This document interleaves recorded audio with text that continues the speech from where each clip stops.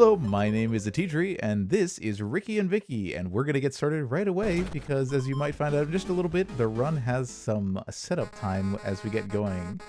Yeah, with me I have my co-runner, co-commentator, and the reason this game's being run at all, Amber Cyprin. Amber, how are you doing Hi. today? I'm doing great. I'm feeling pretty good about this run. This is post commentary. I know how this run goes. But as you said, this run has some setup time for marathon safety. Now, Yes. we could attempt to do this deathless or with minimum deaths.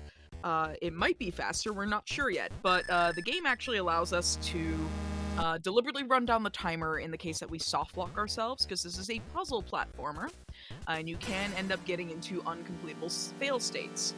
That being said, we're going to game over not once, but twice by running down the timer, holding down the abort button in the game. And we actually, literally last night, found out that you could speed up a game over Yes, by... there are there are now multiple pieces of tech that have been added into the run within the last 24 to 48 hours that involve pixel perfect positioning, which we don't quite have down yet, but close enough. Yeah. And also mashing. Yes, this puzzle game now has mashing involved as part of the speed run. We'll tell you when we get there.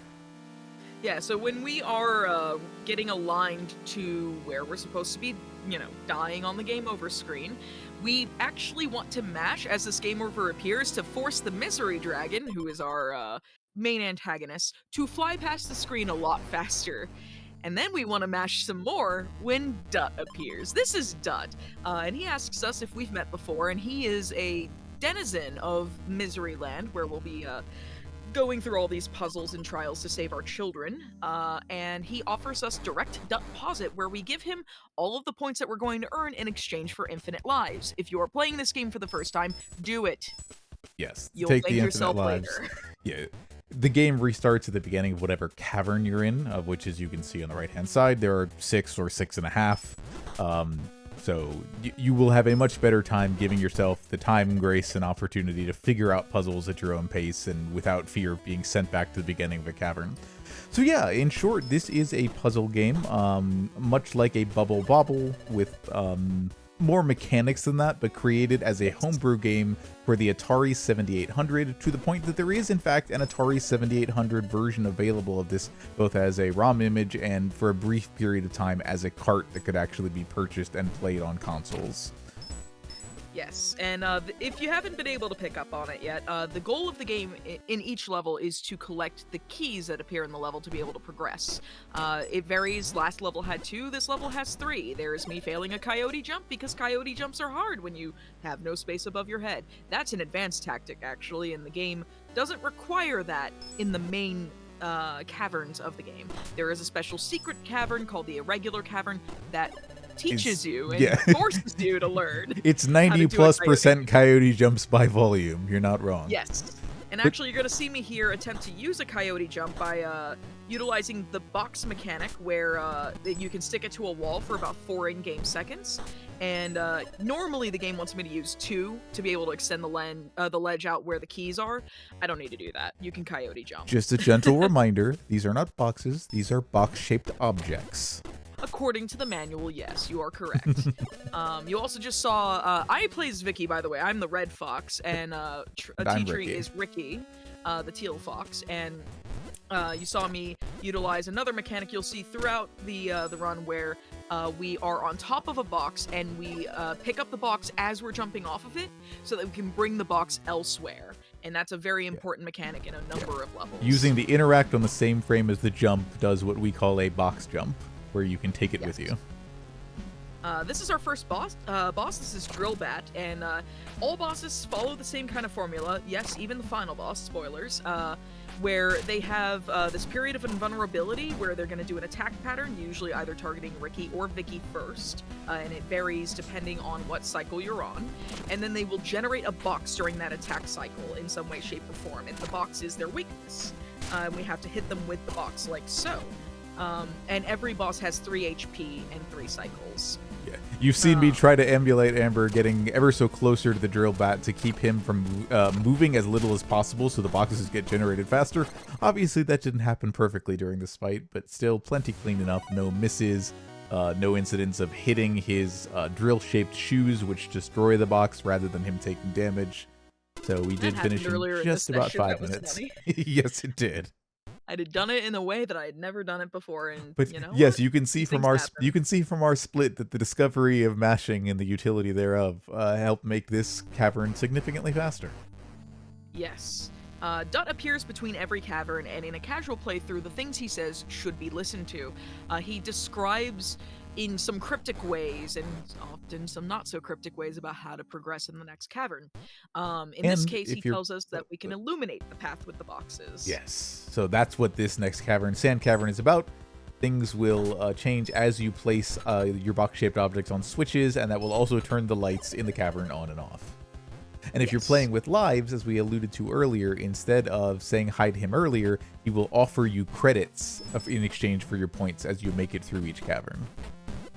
Yes, and there is an achievement for not paying him anything. Don't give him anything! Retro achievements. Oh, it's also in the Steam achievements, too. Oh, is it? Like, you can't get away from it, yeah. Yeah, that's right. The achievements for this game were particularly brutal, but that's neither here nor there. Like maybe half of them by volume, as Vicky makes a very well coordinated box jump. That was a slightly faster cycle than usual. Normally, we don't quite finish that level before that pellet from the Sphinx base hits the barrier that is down when the lights are off. So Vicky was. Yeah, Vicky was scrambling to not get hit. Here is a moment where knowing your backups is very important. I had missed that key somehow, and I'd forgotten about the key directly above my head right now. Tree is desperately yelling out, "Get the key, Amber, get the key!" Like the other key, yes. Yep, and thankfully I was somehow still fast enough to hit that beetle with the box. That beetle will generally throw the box in the direction opposite to where it's going, I believe. Did I just say that wrong? No, you got it. No, I'm right. Okay. And I just threw that box wrong a couple of times. Yeah, there is plenty of opportunity for content, whether it be an issue of a controller hitting a wrong direction or just forgetting what level you're on across the 40-something over the course of this game. Thankfully, this level went without incident. As you saw, I had to wait for the beetle to reach the end of its routine and turn around. And at that moment, before it went back under the overhang, I had about a half a second to get the box to the beetle. Yes, this is also a level where you can get a fail state pretty easily if Rikki doesn't catch the box in the top left. Thankfully, it's not a easy to achieve fail state, but it is definitely one of the first levels where it can happen. We're gonna wait for this box to fall from this switch. We know that we need the box to not be on the switch so we can get the key in the top. So I'm gonna throw Rikki up there, and then found out that I could actually make this faster by throwing the box back up there myself rather than throwing it down to be passed between the two. Relatively recently discovered that slapping it to the ceiling also counts as pasting it on the right side, which is where we needed to be to reactivate that lever, or that switch. This is the first level with the ghost cat enemies. Yeah, the ghost kittens, they tend, as long as we do the same thing all of the time in the levels, they tend to follow the same cycles. They target usually certain players. In this case, it looks like they're targeting Rikki there. But we just want to make sure that we make minimal mistakes throughout these levels in ways that don't affect the ghost cat AI. So the ghost cats will disperse when the light gets turned on, or if they're struck with a box. That becomes relevant later. Here, I accidentally grabbed the box on my way up, and I was like, hey, can you do this part instead, since I have the box? I was like, sure, and then I forgot that the first thing you do isn't jump off the box, which puts me up at the top segment of the level, where what we intend to do instead is press the switch, getting to the gold key first. Like I said, press the switch, getting to the gold key first. Yes, I am still fairly certain I would have ended up walking right into that ghost kitten. Yeah, we had some dispute. I'd listen to you. We did a little bit of incidental labbing about, hey, is it possible to grab that silver key? But based on where Amber ended up and based on how I did on the previous attempt, probably not. So this is actually a really smooth stage here when we can get it right. If you The do cycle everything looks right great. the first time, it's great. And we're that is on into actually our the second 9th level. boss. Yep, we're gonna go into our boss here, Lady Anubis. Now, she either needs the lights on or off, depending on what they started as, to become vulnerable. In this case, the lights started as on. We needed to turn them off. I removed the box in the top right. And here I am trying to do something we relatively recently figured out, where if I drop down on the left-hand side, I can keep the third one of Anubis's copies from being a danger to Amber. But as it turns out, if you're too far to one side, it shows up in the default position anyways. Yes, so there is still optimizations to be had in this game, in this run. Like, the run is definitely not the lowest it's going to go by far. A deathless run would be well beyond sub 40, possibly like 37. Yeah. You can see what the sum of best is now, and you'll see what the sum of best is again at the end of this video. Yes. So that's going to be the Lady Anubis boss, and we're going to be moving into the third cavern of the game, the often forgotten Flame Cavern.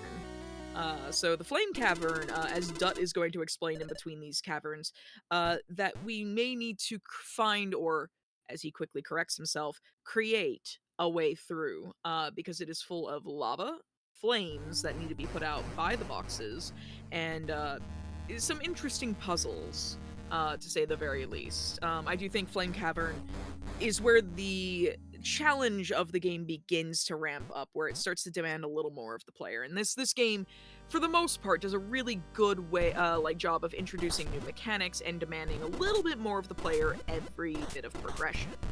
Yep, so now it's time to do some bridge building and some box hopping.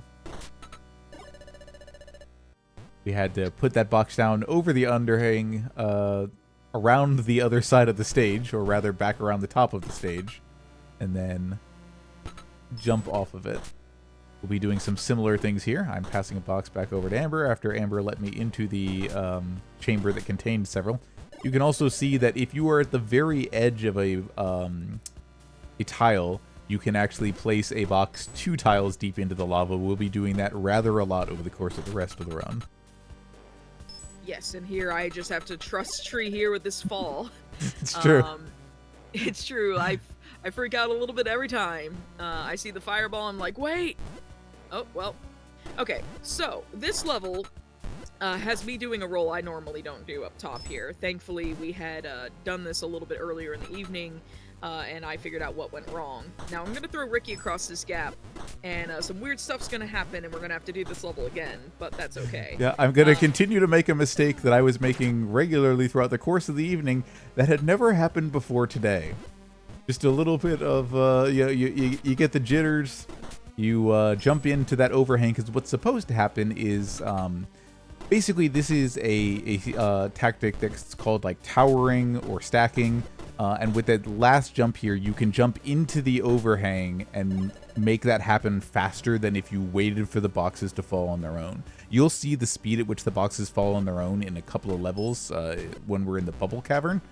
But just know that that is a significant time save if you get it right. So I always try to go for it, but tonight it was just working at about 50% efficiency instead of usual. So that level that just happened, as we are introduced to Picky, who picks things up and puts them down, that level that we had just seen introduced the concept of having to be caught underfoot by a gate to create a platform, like using a gate that can be closed with a switch. And a lot of the time, it's just I have to trust tree is going to get me when I jump. There are a few levels where that is very, very important. There's even a level in Bubble Cavern where I have to hope that the enemy is going to provide the platform for me. Meanwhile, we get an object lesson in how edge correcting works. If you're thankfully, that doesn't lose any time. Right. What does lose time is if I do that. Yes, you accidentally box hopped when you should have just calmly walked to the side. Yes. So this is why we don't record late at night typically, but it's funny because when we do record late at night, we get shockingly good runs despite silly mistakes that we've never made before. So this is actually sorry, you were saying? Oh, this is a great time to explain how box physics work, actually. Yeah, definitely. We didn't mention that earlier. You are very slidey while you were holding a box. The weight of the box is perhaps roughly equal to the weight of the fox. And so if you are at full tilt while holding a box-shaped object, you will go at least an extra tile beyond where you meant to, even if you've let go of the controls. And Yes, so you often have end to up be having very to like press an opposite direction to try to arrest your momentum, or in many cases, depending on where you're going and what you're doing, if you place the box down, you will immediately take your momentum down to 0. So that can be used as kind of a counterbalance. Now it's time to do a little bit of... Go ahead. I was like, in the Lady Anubis boss fight, I actually deliberately make sure I do neutral pickups, because if you're running into a box and holding a direction, as you pick it up, you enter a drift state immediately. Right. So if you are trying to pick it up and immediately about face, don't do that. Do a neutral pickup and then turn around. As you saw, I had to do a little bit of firefighting here. Handed a box to a picky a little bit too early, and it turns out they don't give them back. So... Yeah. Lose a few seconds there, but get a very funny interaction out of it before I give the box back to the picky and down to Amber. And then comical mimicking me. Yep, you know, just making sure the action gets done right. It is, again, because the boxes have those momentum to them, if you're moving forward more than even a tile, it is entirely possible you will continue to slide into the fire tile while you're holding the box. So it's something we have to be very mindful of. The picky clears one space off for Amber, who will open up a gate. I get a little bit of pre-work done while we say goodbye to that particular picky, and then clear the rest of the way for ourselves. So the default solution to this stage, the one you're likely to figure out on your first playthrough, involves letting the picky ferry the boxes around everywhere, but it turns out he's actually entirely unnecessary to this level's solution. As is the box in the bottom right corner. Yeah, I was about to draw attention to that. The box in the bottom right is a red herring. Don't listen to it. It does not exist.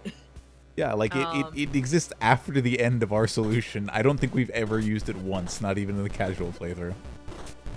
Yeah, I believe we ended up referring to the previous world record holders run, just trying to find the solution to that stage, because I think that was the first stage that really stumped us in our casual playthrough. I think you may be right. It took us like 2 or 3 days, 2 or 3 sessions to actually finish this game casually. It is genuinely like a difficult game. So we make it look easy, but that's because we already know the solutions. Hey, and we're still finding faster solutions. Do you have any Sonic games in your marathon? Would you like one more? Welcome to Hedgehog, also known as the boss where Vicky wins by doing absolutely nothing. Yes, we've labbed this thing down. This is a marathon safe route where we actually set cycles 2 and 3 up on the middle platform. It is very slightly faster, about 2.5 in-game seconds to take every cycle on the bottom. But as you can see, the amount of fire across the bottom slowly gets larger. So that's not particularly viable to do on a constant basis, and this way of getting it done is very, very consistent. The reason that Vicky never has to do anything is because if Rikki is to the right of Hedgehog when he gets hit and then recovers, he will stay on that side, or as you've seen from phases 2 and 3 there, he'll go over to the other side and then come back. Yeah, apparently I don't exist, which is fine by me. I don't want to fight the boss. Let Rikki do all the work. Hi, Dot. How are you? Are you going to tell us about the Bubble Cavern? He's just enjoying our points, that's all. So apparently he never really understood this one, and Misery always thought about it too much. And you know, for a long time, neither did we. This is a cycle-based cavern. If you like cycles, well, I don't. So we're introduced immediately to the box bup, and the box bup is this this fish here who will eat a box, ferry it over to a certain point opposite of the direction they were going from when they ate the box, and then spit it out. And we have to do that a lot of the times between each other, including in this stage, to be able to progress on either side of the stage. This cavern in particular splits us up a lot. It started in Flame Cavern, now here we are in Bubble, and I have to very quickly get that top switch, and then I have to get this key. Thankfully, I didn't really miss it. Sometimes I've spent time just falling down, looping through the screen. Yep. You'll see a few of those sorts of things happen now and then, but the optimization of having Amber head to the inside and technically closer to danger of the box bup in case anything were to go wrong gives them a little bit more time to set up the box on that last stage to make the box jump and get the platform. I mean, it's perfectly safe. Yeah. I don't know what you're talking about. This one, I wish you could make this cycle go faster, but even if you stack all the boxes in front of the box bup and trap it in the corner like that, they're going to end up far enough above the... what'll actually happen is they'll get stacked out like There's one box in the bottom, horizontally. in the bottom left corner, and they will stack outwards to the point where the box bump will have to continue to go get them, and you will not save any time. So I think this is about as fast as this stage goes. Yeah, I believe that is very likely correct. I don't think you can make the vertical stacking on the left any faster. So here I'm actually going to toss down the box to the box bump, and I think Tree has heard me say with what key, Tree, enough to finally not make this mistake anymore. Because if you accidentally slide back off that, if you don't get that key for any reason when you're at that portion of the level, you basically can't get it later, because as you can see, I no longer have any boxes on my side of the stage. Also, I know you say that I could try to go grab the box from the overhang and like get that stack to go faster. No, I can't. The one where you do it in Flame Cavern, you actually have like a full fox worth of headroom. Okay, you were watching for it this time. I see. Yes. I will like nitpick that. There you go. You get a marathon submission and some live labbing. Yep, it's true. So those jumps, those like box throws that you saw me do, box jump throws, if you will, into that like one tile space. I don't know why I haven't been able to get them to click for Tree, but they click for me. I literally just pick up the box and I mash until it lets me throw it. They are much better at them. But you can see the X in the bubble appear above my head, and that's actually because I'm trying to throw the box while it's still in a wall. If it's intersecting directly with a wall, you cannot throw the box. You will not let go of the box. But because of that, because it's a one-tile window, it's like, well, if I mash at the right time, it doesn't matter. I will eventually throw the box in the correct spot. And then there's Tree forgetting that I need to come down here. Oh, hey, and there's me barely getting killed. We're not going to talk. We're not going to talk about what happened the last attempt around. Just the part where I did something wrong. Okay, sure. No, I definitely, there was something in my brain that made me panic in that moment, and then there's me, you remember what our crab friends here are called? Because I do not off the top of my head. Okay. They're fiddlers. Yep. They're fiddler crabs. So fiddlers will be used across the rest of this cavern to manipulate switches for us. That was the first instance of it. What you want to do, if a fiddler notices you within about 4 tiles, it will move to where you are and swing its big claw up towards you. The same is true of box-shaped objects, so we will regularly use that to create platforms, toggle switches, etc. across the rest of this cavern. Yep, that time I unfortunately did not do what you typically want to do if you make the transit as Rikki nice and cleanly is you'll place the first box you grab on square 2, which is where the fiddler will have seen you, and it'll automatically create on 2 and 4 as you move across there. And then you have a little bit of jumping to do to collect a key and toggle a switch. You can technically do both of them in a single jump, but it's about a 1 pixel wide gap. Not marathon safe. This is the level. That is why our estimate is usually a little generous. If you are a developer, don't ask this much of your players on their casual playthrough.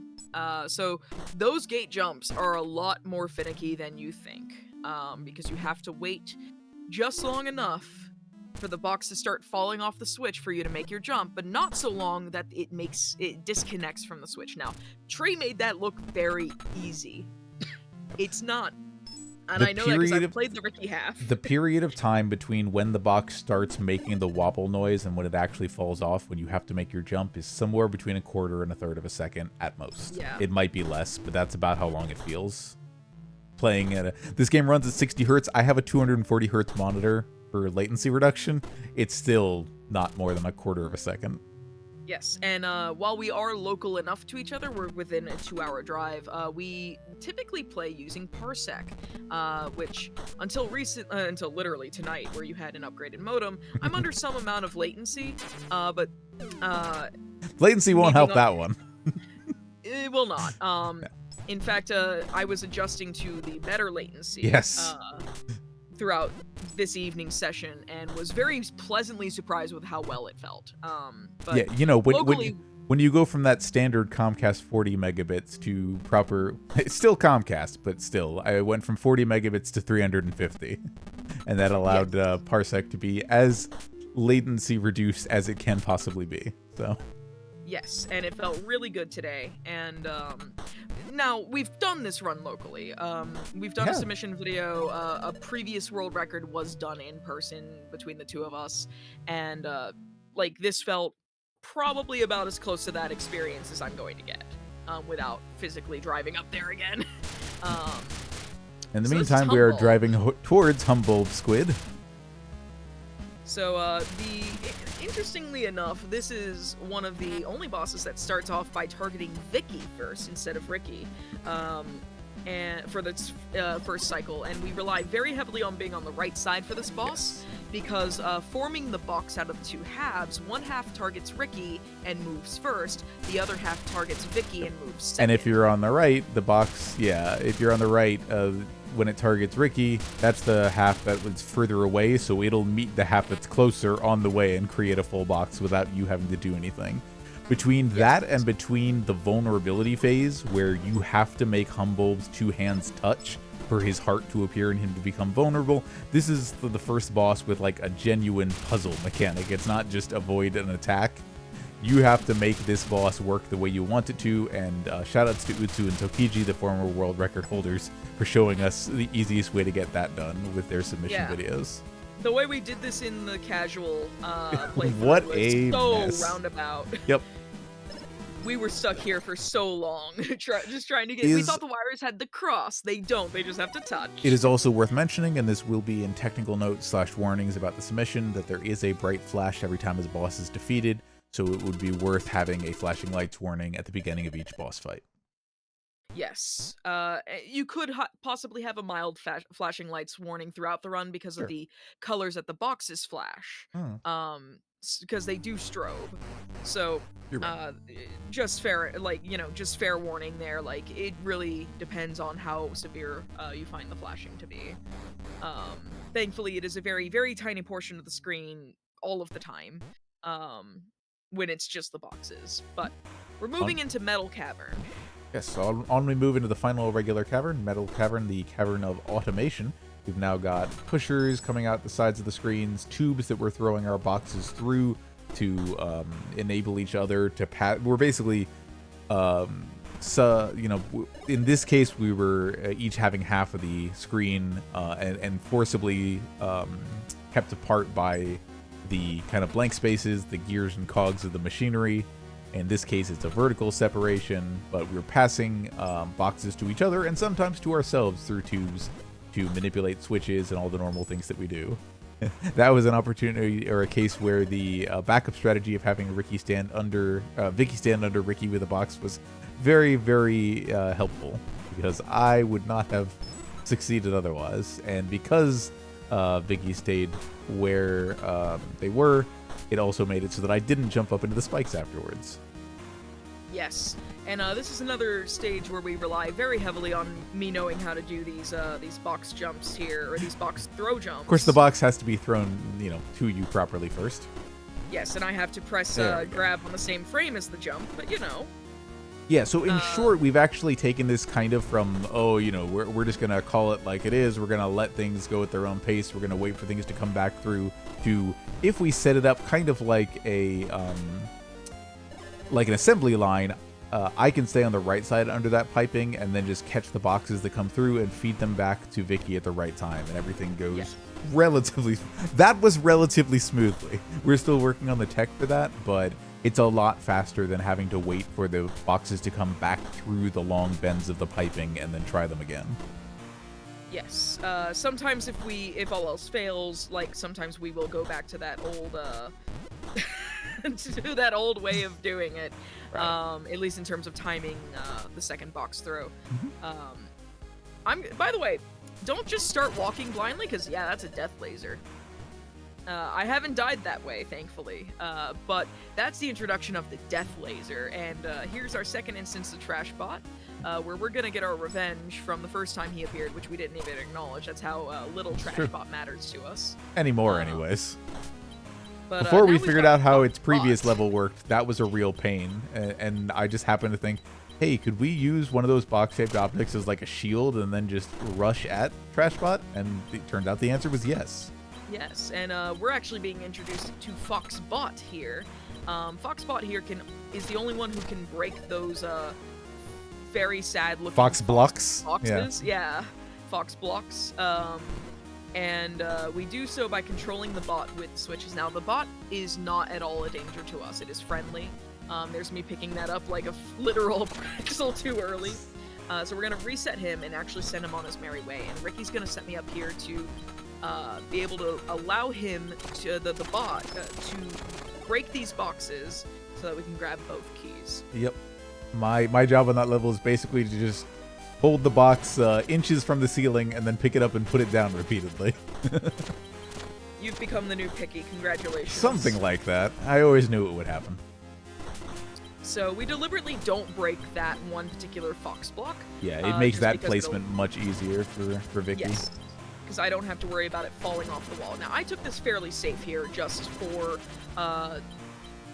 just so I didn't die, honestly. I can take this a lot more, like this laser. I could play chicken with this laser a lot more closely. But then you're putting yourself at, yeah, you can, but you're also putting yourself at risk of the slidey box physics, ending up on the wrong side of the switch, all sorts of things like that. Oh, yeah. You also put yourself at risk when you forget where you're supposed to be standing to start this level. Look, I didn't lose any time by going down there and thinking my box was down there. Okay, you lost time there instead. Yes. These things happen. It does. Like, we're not pointing out every flaw because we think this run is bad. This run is actually quite good. We're pointing out the flaws here because you can see the many small errors that can compound throughout the run while still hitting a really good estimate and still getting a really good time. So this run is definitely consistent enough that even on our worst days, we're going to provide great content because the mess ups are usually very comical. Exactly. And the communication therein is also very comical. Yeah, watching somebody get zapped by a laser, which will probably happen in any given run, like right there. I somehow just like waved my shirt sleeve against the laser and there I went. Like, I've never seen you hold hands with the laser until today. That is exactly what you said during the run, yes. Yeah, it's like you've got some hand-holding going on there. Yeah, so this level is basically, you talked about playing chicken earlier. That's exactly what this level is for Rikki. I am playing chicken with this laser, which recognizes my current position every time I'm within 3 lines of it, which is, of course, why that shaft is 4 tiles vertically. So I have to place it at a time that lets you jump into that tiny little shaft in the top right, and then take it back off so you get to stick in there and actually pick up the key. Yes. And that is easily the most difficult level in this, not in the game. I think B8 is the most difficult in the game, but M8 is like the second. A close second, yep. This level is extremely difficult casually because of the high level of cooperation it requires between the 2 players to be able to stop the Foxbot, to be able to place those boxes very reliably. But once you have it as well as we do, the only thing that'll stop you is accidentally unmaking the Foxbot and then trying to decide who will adjust to this weird change in circumstances. And then almost die because your co-op partner decided to take the box off the switch. Yep, that'll also happen. I was just having it ready for you. Yeah, normally I have Rikki go down and get the silver key, and then Tree was like, "You can do it now," and I'm like, "Okay." you unmade the Foxbot. You get to fix this. This is Steel Simeon. Yep. This is an extremely difficult boss casually because you have to manage the pipes, you have to manage his position, and you have to manage that attack that we always call it out to each other when Steel Simeon remotes, because it will seek out the position on the ground that each fox is at when it fires off, and if you are still standing there, you are dead. You will die. Yeah. Same as his punching attacks. Yes, he'll wander over to wherever you are and like punch usually 2 blocks at a time to electrify them. And you saw he actually, when he does remote, he puts himself over the pipe that makes him vulnerable. So if we are on a good cycle with our boxes, because what we have to do is we have to pay very close attention. I'm going to call out... Especially in this third segment here, where what Amber has to do, instead of interacting with a switch that is somewhere within their grasp, they have to throw through a section of pipe to make the things open and close. Yeah. But it went very cleanly. That's about as well as that ever goes, and you can see from the difference in our splits. Our previous run, which was the world record at the time, died, I think, twice on Steel Simeon, maybe 3 times. And so It was pretty rough. for all of the small incidents and cases of good content for the run up to this point, suddenly we were ahead of our previous pace. Yep, I remember your exact quote was, "You know what the worst part is?" And my immediate response was, "Are we ahead?" It's like, we just saved 3 minutes. Yeah, no, I think I responded, "This has become a viable run." Yes. So that's the definitely the most technical level in the game. I don't know Oh, who yeah. you're getting. Yeah. But That's the now we're comedy going. obligatory hard level. Yep. Now we're going into the final cavern, or the extra cavern, if you will. And this is the extra boss. This is the Discomfort Dispenser Mark II, and if you were to ask us what happened to Mark I, we couldn't tell you, and I'm a little afraid to ask at this point. But this is, I would say, the second hardest boss, because you're given a relatively small amount of space for 2 foxes to move around in, and your cooperation has to be really, really excellent. You have to be mindful of everything that's happening in the arena, and the 2 of you have to basically trust fall repeatedly to make the boxes hit the Misery Dragon. You also have to remember to get to the center of the arena after making a hit, assuming you are on what we call the fast cycle, which is what we just got there. If the box hit Misery Dragon a little bit later, you would instead have to deal with several extra claw drops and then some other stuff before the fan on the front of the Discomfort Dispenser started up again.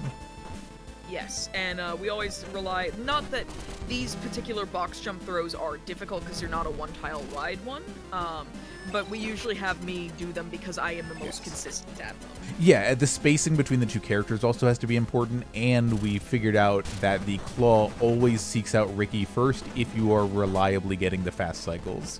So between all of those different things that we labbed out, we managed to turn this boss into a relatively reliable one that we executed on basically perfectly here. Yes, you could not ask for better there. Maybe, frames based on like, hey, did we move too much or something? But like in terms of the execution, in getting the fast cycle every single cycle, we couldn't have asked for better there. Yep, and you see we pick up another gold split there, and that's where our current sum of best lies. Yes. So, this is the really final boss. We're gonna go through a cutscene, and this is a great time for any messages from the host, of any prospective marathon, or just for some banter. But you can tell that the developer of this game, I think, has played Undertale. If you were to ask me if they had or not, I would assume that they have. So Misery Dragon's going to take his final form because before he wasn't in his final form, and he's becoming, Frieza. But we're going to insist upon fighting inevitability because the inevitability is on his side. So this is actually, what I would argue, one of the easiest bosses in the game. Yep, you're not wrong. There are things that you have to figure out as you go through this. Some parts will be relatively easy. You could react to these bone fingers casually and know what you're doing there. The next attack is 2 spread shots, 1 centered around each fox. All very easy stuff. This little platform jump, a little bit harder, and here is the difficult part that requires some real thinking through to figure out how to do. Yep. If you line up the foxes just right, you will get Rikki and Vikki's 2 children to jump into each other and create the box-shaped objects for you, at which point all you have to do is wait out the hands and transit underneath to make the hit on the boss will appear momentarily. Yes, so these hands slam down 14 times before he appears and is vulnerable. And you'll know it's 14 times because I count them and I move on the 8th slam over to the right to every prepare. time. I just YOLO it. I go after the first hit basically every time. It scares me every time. This is Sam and Marie? Sam and Marie, yeah. Sam is the one on the right, Marie is the one on the left. Yep. They are mutated by Misery Dragon's magic to attack us. And we actually used Utsu and Tokiji's lineup there underneath the timer and the L of level at the very top of the HUD. Oh, there's my Phantom Diagonal. Yeah, sometimes controller issues will cost you the sub 40 you've been working towards. Go figure. Yes.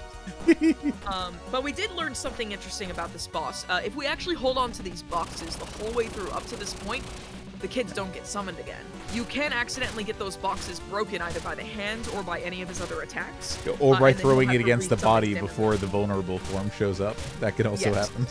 I've done that once or twice. And that would be... oh, that's not time. That's the second phase. Nope. Oh, Yep. I thought I did that on the last possible phase. No. Okay, I'm less upset. I knew at that point that we would have been sub 40 otherwise, which is why I said something. But yeah, we still finish out strong. Up, I did. Correct. But no, this is still a very strong finish because we did actually get to learn something about the boss there and how it works if something were to happen like that. But you'll catch me counting out loud every time because if I try to count in my head, I'll miscount. So, you know, we'll leave that into the commentary if this run is accepted to your marathon. And that is time of the run. A 4019 is an incredible run. It was the potential to be a sub 40. Thank you, Phantom Diagonal. Never again. But yeah, with a few less mistakes, like if we had executed as we did in our previous world record on all of the normal levels, and then skipped some of the issues that we did in this, yeah, that would have been like a mid to low 38, maybe. That's for another day. We'll get there. I know that we will. We are still actively working on this game. We did take a break a little bit last year. There was some stuff that happened. Real life happens, but like. And despite what the numbers on the split say, that's because I lost a hard drive relatively recently. So these are the runs that have been done in the last like week or two outside of individual cave practice, which we also do regularly. Because sometimes you really just want to work in the muscle memory for one segment. It's kind of why Amber was mentioning, like, oh, this is the cave that gets forgotten, because we don't individually practice Flame Cavern that much. It's not like we don't like that cavern or don't think about it. It's just not the one that we individually practice very often. Yes, we practice Bubble Cavern a lot. We practice Sand Cavern. When we are derusting, I have to practice Sand Cavern a lot. And because we were playing in co-op, much like Bubble Bobble, which was mentioned very early on, we receive the true ending where we are reunited with Sam and Marie. Yes, I have played this game and finished it in its entirety in single player. It is a completely different campaign. I recommend you give it a shot. Totally different levels and bosses. And when you get to the end of the game, Misery Dragon mocks you for coming down because he demanded that 2 parents come down into his cavern, not just one. And then you get stuffed into a cannon by your mutated children and shot back to the surface of the cavern to come back with your partner. Yeah, so that's why Parsec or remote play together is such an integral part of this experience. Yes. If you don't need 2 people to have a copy of the game, have one person pick it up, grab a friend, give this a shot. It's a very fun game, very hard, very challenging, asks a lot of the player over time, but it's also a really fun it was genuinely a couple of weeks for not that we were playing every night, but we sat on some levels and came back to them. I think it was like a full week. Was probably. It a week? Okay. I think it's like 3, maybe 4 sessions across a week. And we were playing late at night, no less. True. Like, we would hit a roadblock and be like, okay, let's just go to bed. And we'd go to bed, and we'd come back the next day, fresh minds, and suddenly we'd get it first try. in all but 1 or 2 cases, yeah. And those are the ones that we specifically called out, the help from our couple other community members, Tokiji and Utsu. Shout out to them. I don't know if they still run the game anymore. They are the moderators for the speedrun.com board and did certify our other most recent run. We'll see if we send this one in. Yeah, this one should go in. It might be unverified by the time you're viewing this on YouTube, but it might be listed as a pending run under, usually ateatree is the one who submits it, because ateatree is the one who records. So definitely check us out. I appreciate your time watching this video, and we are going to continue to work on this run to improve it, because, I mean, look at that summer best. Yeah, there's more still to do, but in the interest of making a run that is as entertaining as it can be, accepting of any little mistakes that get made here and there, you know, that'll be why our estimate is what it is. So all that said, thank you very much for your time. Have a wonderful rest of your day, and enjoy the rest of the credits.